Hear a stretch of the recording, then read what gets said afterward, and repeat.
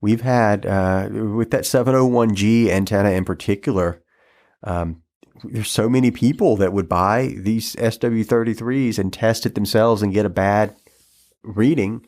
We had to get Nagoya to give us a photo of the antenna being tested on their professional, $10,000 test equipment to see, look, no, it really is optimized for the GMRS frequencies. See?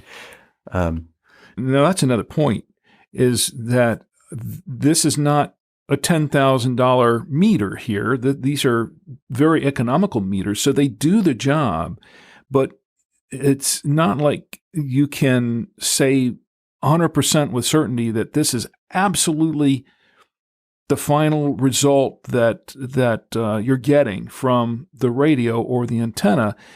And I think some people put a little bit too much reliance on some of the numbers when they get really, really down to the nitty-gritty, when you get down to the final numbers.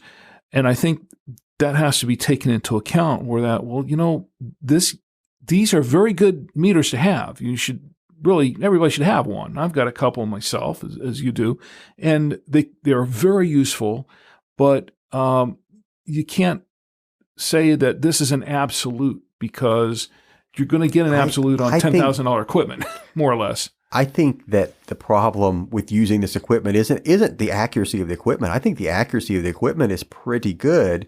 I think that the problems come in from you're not using like a sterile testing environment. You've got users of the equipment that just aren't familiar with all the variables that can that go into it. For example, going back to the ground plane thing, a lot of users aren't even aware of the ground plane and how that would impact thing. And when a customer calls, we can explain this to them, and then usually they're like, "Oh, okay, well that makes a lot of sense."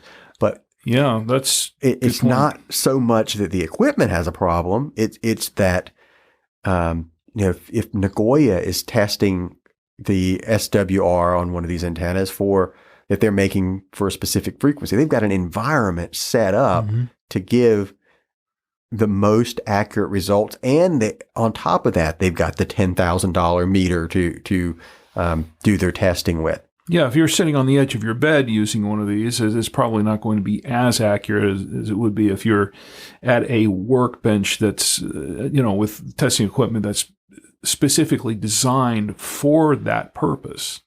Right. So you got to keep in mind when using this that, it's because of the environment you're using, and you might not be getting the same number that, your friend is going to get when they test on the exact same equipment.